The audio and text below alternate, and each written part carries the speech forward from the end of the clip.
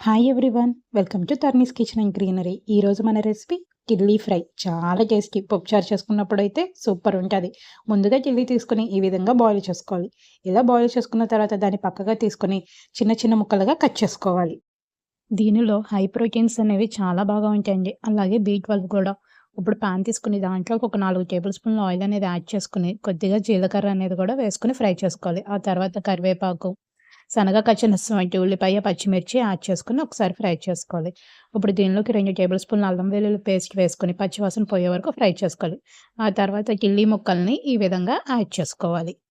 ఇప్పుడు దీనిలోకి రుచికి సరిపడా ఉప్పు, అదేవిధంగా 1/2 టేబుల్ స్పూన్ పసుపు, 2 టేబుల్ స్పూన్ల కారం అనేది యాడ్ చేసుకోవాలి.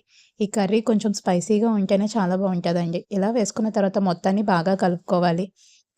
కలుపుకొని మూత పెట్టుకొని కనీసం ఒక 15 మినిట్స్ వదిలేస్తే దీంట్లో ఉన్న వాటర్ అనేది మొత్తం ఇంకిపోతుంది. మనం బాయిల్ చేయటం వల్ల కర్రీ అనేది మంచి టేస్ట్ అనిపిస్తుందండి. ఈ కర్రీ అనేది స్నాక్గా కూడా తీసుకోవచ్చండి. చాలా బాగుంటుంది.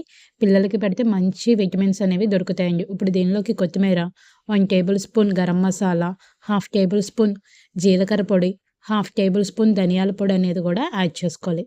ఇలా అన్నీ యాడ్ చేసుకున్న తర్వాత ఒక 2-3 నిమిషాలు బాగా కలుపుకోవాలి.